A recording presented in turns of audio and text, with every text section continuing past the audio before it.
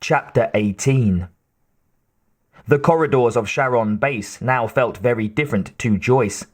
Just a few days earlier she had walked this very hall with Hank, relaxed, arm in arm, as they headed for her room. People had passed them, nodding hello, living their lives, going about their own business in what had seemed like a perfectly ordered world. Now, less than 2 days later, she was again going down the same hall with Hank, only this time it was with 18 other heavily armed people that she was in charge of, and they were all moving together in single file, crouching, staying close to the walls, watching every grate and shadow carefully. The hall was no longer a safe, warm place, and she was hoping like hell they could get out of it as fast as possible. In the 5 minutes since they had left the Marines, they had heard some distant shooting, but otherwise there were no signs of people at all. The corridors had a deserted feel, and she wondered where everyone was hiding. They were approaching a major intersection, with a wide, carpeted hall leading off to her right, and a smaller one branching to the left.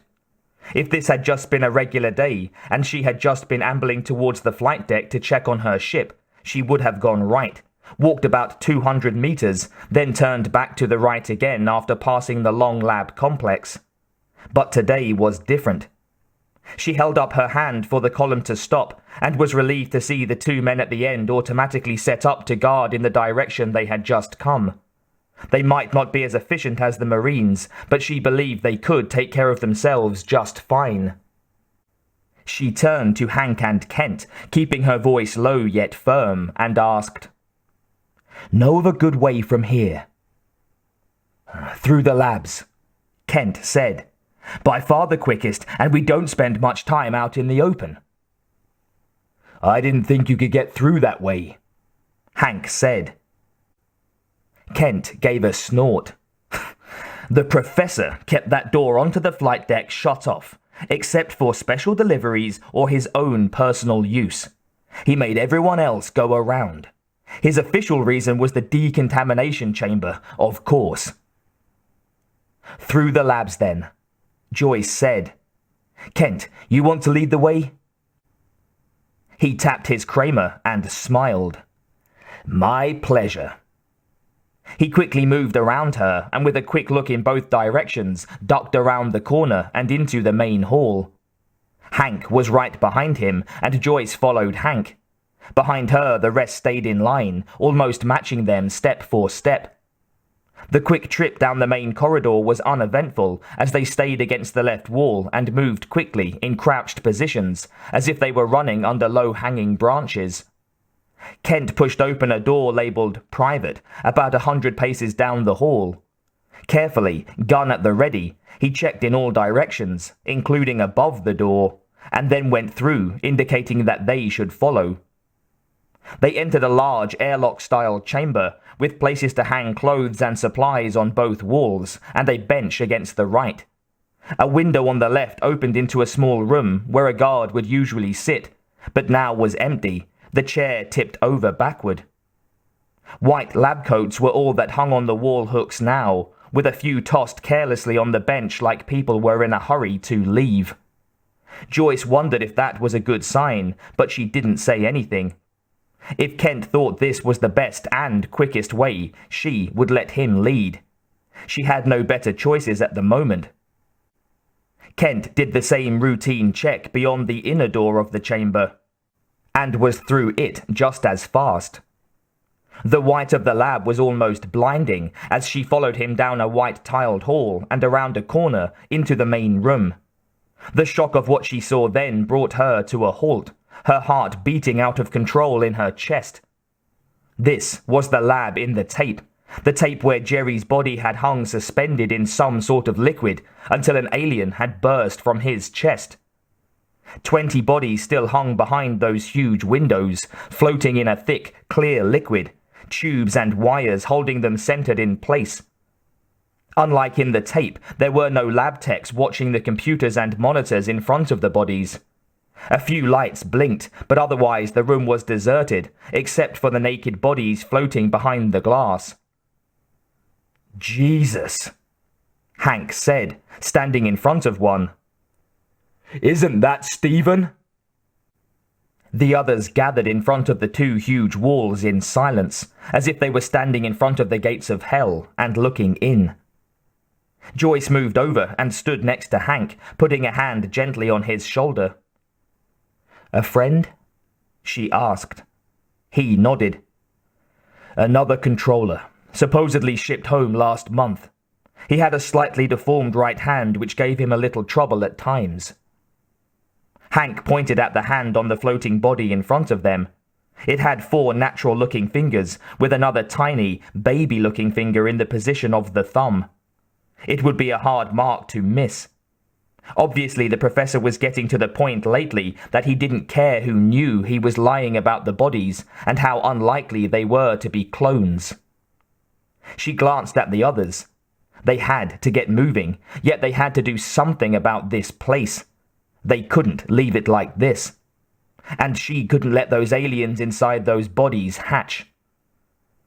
"Kent," she said, "which way out of here?"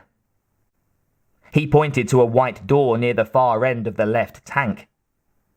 "Leads through another bigger lab, and then into the supply area. Beyond that is the hangar deck."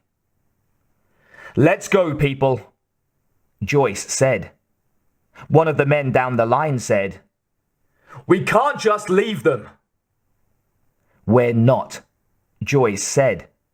She pulled a concussion grenade out of her pocket and tossed it a meter into the air so everyone could see. "About 10 or so of these should do the trick, don't you think?" Everyone cheered, and she motioned for Kent to lead the way into the next lab.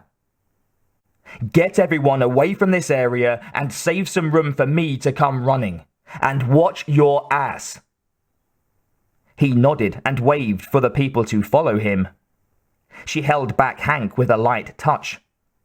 "Help me with this," she said. "Think you can throw 5 in quick succession?" He had a grenade out of his pocket like a magician with a much-practiced trick. "Without a doubt." "Sergeant Green told me these things have a 10-second delay from pulling the pin to explosion.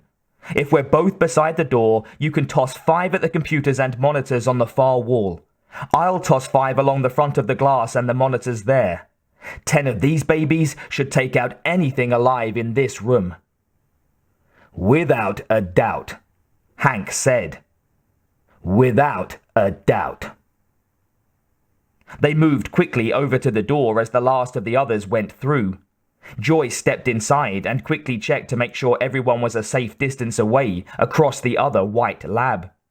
Kent waved that they were ready. "Let's do it," Joyce said, stepping back just inside the lab door and holding it open with her foot. "On 3. 1. 2, Hank said. 3, they both said. Joyce yanked the pin from the grenade in her hand and tossed it as hard as she could down the glass wall. She grabbed another grenade from her pocket, pulled the pin, and threw it. One right after another, she pulled and threw, paced but not as fast as she could. Still, she was slightly slower than Hank, who managed a 6th right in front of the tank with his friend Stephen in it, just as she got her 5th away. But she was through the door first. She could feel his hand on her back, shoving her forward at a dead run across the lab. "The desk!" Kent shouted. He pointed to an overturned desk that he had fixed for a shield for them, then ducked behind a filing cabinet himself. Joyce and Hank both went over the desk like 2 track stars and hit the slick tile floor on the other side, sliding like 2 baseball players stealing second. Then, on all fours, they were scrambling back closer behind the desk when the first explosions ripped through the outer lab. Dust and glass and splinters of wood exploded from the door they had just come through seconds earlier, like shot from the mouth of a cannon. Joyce thought she could hear 5, maybe 6 distinct explosions as the ground under them shook. Everything around them shook. Some books and glassware crashed to the floor behind her. She was about to stand when a very familiar odor hit her. The smell of alien. She spun around in time to see the black-shelled alien grab Cray from behind and pick him up like he weighed nothing at all. Cray had been one of the farthest into the lab and had been taking cover behind a large tank near the far side of the room. The alien had come off the top of the tank from somewhere near the ceiling just as the explosion hit. The instant Cray realized what had him, he twisted, using his right boot to kick out hard against the alien in a fruitless attempt to break free of its sharp claws. And, for a second, Joyce thought he might make it. If he'd just been able to drop free for a second, the alien would have been blown apart, but with it holding him, they didn't dare fire. Cray's struggles failed. The bug had him solid with both hands, its claws cutting into Cray's arms and stomach as Cray fought to free himself. Suddenly, it reared up, lifting Cray even farther above the floor. Before Joyce or anyone had time to react, the bug's interior mandible shot out from its saliva-dripping jaws, hitting Cray directly in the chest. The back of Cray's shirt literally exploded, showering bright red blood over the white tile like a water balloon breaking on a sidewalk. Kent, one of the closest to Cray, had his rifle aimed on the bug, trying to get a clear shot, when another alien dropped down from behind him. 3 blasts from Kramers around Kent cut the air, pulping the new bug against the wall behind Kent and sending acid blood spattering in all directions. Kent dove for cover under a desk and managed to escape most of it, with a few drops burning some holes in his pants and shoes. It was clear to Joyce, however, that Cray was dead. The alien's jaws had hit his heart and probably destroyed his spine. "Take it out!" she shouted. 5 Kramers spoke at once, sending the alien's head and knees exploding like small bombs had been planted in it. As the alien's body did a slow twist for the ground, still clutching the now obviously dead Cray, Joyce shouted, "Watch your backs! Check the ceiling! Hank, cover me!" Everyone did as they were told, and she took off towards the body of the alien and Cray. He looked dead, but she was going to make damn sure. The alien's blood was eating ugly brown holes in the white tile, and Cray was still held by the death grip of the claws. She got as close as she could, but there was no reaching him through all the acid. Still, even from a 5-meter distance, she could tell he was dead. His blood had almost stopped pumping through the huge hole in his chest and back, and his face had a look of terror glued on it. His eyes were wide open, staring off into his own personal hell. "Joyce!" Hank screamed out. "Behind you!" But his warning was too late. From the shadows below another tank, the alien rose up, grabbing her around the waist before she could even move. She could feel the cutting pinch of its claws as it lifted her and pulled her upward towards its mouth. She twisted around, trying to bring the Kramer clutched in her hands to bear on its head, but the claws cut at her skin and she couldn't. The only thought in her mind was, "I'm going to die, and I won't get to see my kids again."